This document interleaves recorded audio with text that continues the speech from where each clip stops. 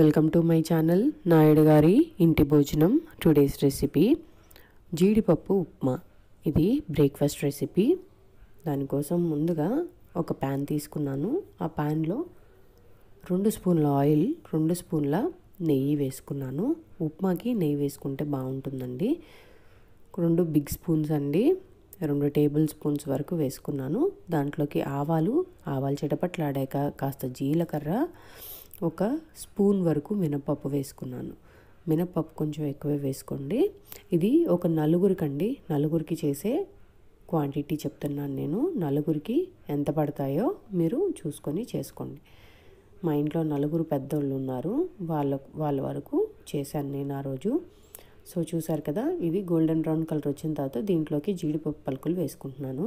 జీడిపప్పు పలుకులు చిన్నగా చేసుకొని వేసుకోండి. అప్పుడు మీరు తినేటప్పుడు ప్రతి బైట్లో మీకు తెలుస్తాయి. అండ్ మరీ ఎక్కువగా కూడా జీడిపప్పు వేసుకోవద్దు, మోడరేట్గా వేసుకుంటేనే బాగుంటుంది. చూసారు కదా, నేను ఇలా చిన్న ముక్కలుగా తరుక్కొని వేసుకున్నాను.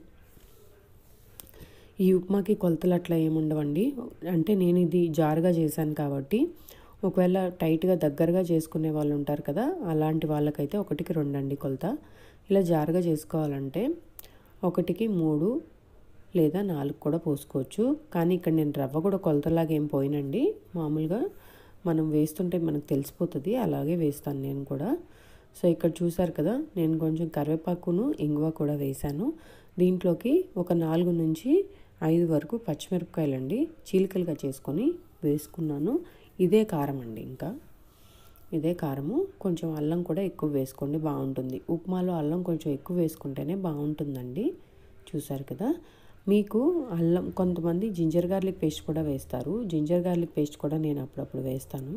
జింజర్ గార్లిక్ పేస్ట్ కూడా వేసుకోవచ్చు, బాగుంటుంది ఉప్మాకి, తెల్లరవ్వ ఉప్మాకి. సో ఇక్కడ నేను ఒక హాఫ్ ఉల్లిపాయ చిన్న ముక్కలుగా కట్ చేసుకొని వేసుకున్నాను. ఇది గోల్డెన్ లైట్గా ట్రాన్స్పరెంట్ కలర్గా వచ్చేంత వరకు వేయించుకోవాలా. దీంట్లో కొద్దిగా ఉల్లిపాయలోకి కొంచెం ఉప్పు వేసుకుంటే మీకు అది తొందరగా కుక్ అయిపోతుంది. అండ్ కొంచెం ట్రాన్స్పరెంట్గా అయితే సరిపోతుంది, మరి ఓవర్ కుక్ అవసరం లేదండి. కొంచెం అల్లం కూడా కొద్దిగా వేగితే సరిపోతుంది. ఇక్కడ నేను మీకు చూపిస్తాను ఎలాగ వేసుకోవాలో రవ్వ. మీకు గరిటకి బరువుగా తిరిగినప్పుడు, అంటే గరిట నార్మల్గా వాటర్లో లూజ్గా తిరుగుతుంది కదండి, గరిట మన రవ్వ పోసుకుంటూ కలుపుకుంటూ తిప్పుతున్నప్పుడు గరిట కొంచెం హెవీగా కదులుతుంది. మీకు అదే గుర్తండి. ఫస్ట్ టైం ఎప్పుడైతే మీకు హెవీగా కదులుతున్నట్టు అనిపిస్తుందో అప్పుడుతో రవ్వ ఆపేసేయడమే. మీకు ఆల్రెడీ రవ్వ తెలిసిపోతుందండి. కొంచెం ఒక 1/2 సెంటీమీటర్ లేయర్ వరకు వాటర్ కనిపిస్తూ ఉంటాయి, అంతవరకు పోసుకోవాలి రవ్వ. మీకు పైన వాటర్ తేలుతూ ఉంటాయండి, ఒక 1/2 సెంటీమీటర్ వరకు. నేను చూపిస్తాను, మీకు అర్థమవుతుంది. అలా ఉజ్జాంపుగా పోసుకోవటమే అండి లూజ్గా చేసుకోవాలనుకున్నప్పుడు. లేదా 1కి 3 వాటర్ వేసుకొని అయినా ఆ 1 గ్లాస్ పోసేసుకోండి, సరిపోతుంది. ఇదిగోండి చూసారు కదా, ట్రాన్స్పరెంట్గా అయిపోయింది. దీంట్లోకి నేను వాటర్ వేసేసుకుంటాను. ఇంకెంతే అండి, అంతకన్నా వేగవసరం లేదు. అంతకన్నా వేగితే టేస్ట్ మారిపోతుంది ఉప్మా. చూసారు కదా, ఇక్కడ నేను ఉజ్జాయింపుగా 1 నుండి ఆ చెంబు నాకు 3 గ్లాసులు వాటర్ అండి. అది నేను మొత్తం కలిపి 6 గ్లాసులు వాటర్ పోసుకున్నాను. చూసారు కదా, నీళ్ళు మసలనివ్వాలి, బాగా బాయిల్ అవ్వాలండి. అప్పుడే ఆ కారము దిగుతుంది ఆ వాటర్లోకి. చూసారు కదా, నీళ్ళు బాగా మసలనిచ్చుకోవాలా. మసిలాక ఇలా కలుపుకుంటూ ఎవరి సాయమైనా తీసుకొని రవ్వ వేయించుకోండి, లేదంటే ఉండలు కట్టేస్తుందండి. ఉండలు కడితే అస్సలు బాగుండదు ఉప్మా. చూసారు కదా, మీరు చూసుకుంటూ పోసుకోవచ్చు, లేదా నేను చెప్పినట్టు 1కి 3 అన్నట్టుగా మీరు ఆ 1 గ్లాసు రవ్వ దీంట్లోకి వేసేసుకోవచ్చు. చూసారు కదా, పైన నాకు ఉప్మా రవ్వ బాగానే కనిపిస్తూ ఉంది. ఆ కొంచెం అటు సైడ్లో వాటర్ తేలుతూ ఉంది. ఆ మాత్రం వాటర్ ఉంటే సరిపోతుంది. ఇలా ఉంటే మీకు ఉడికిపోతుందండి.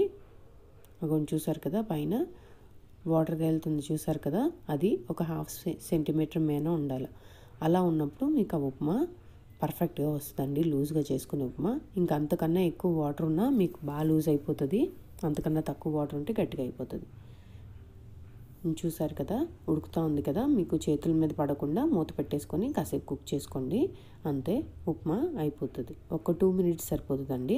హై ఫ్లేమ్ పెట్టేసుకొని మూత పెట్టేసి ఒక 2 మినిట్స్ ఉంచేస్తే దగ్గరకు వచ్చేస్తుంది. చూసారు కదా, ఇది మోడరేట్గానే అండి, ఇంకా జారుడుగా చేసుకుంటారేమో మరి, నాకు అంతగా తెలీదు. సో ఈ ఈ కన్సిస్టెన్సీ కూడా జారుగా ఇష్టపడే వాళ్ళకి బాగుంటుంది. వేడి వేడి ఉప్మాని మంచి వర్షం పడేటప్పుడు పొద్దున్నే బ్రేక్ఫాస్ట్ లాగా చట్నీ వేసుకొని ఎంజాయ్ చేసేయండి, చాలా బాగుంటుంది. Please do subscribe, like and share my videos to your friends and family. Thanks for watching my video. Please do support me.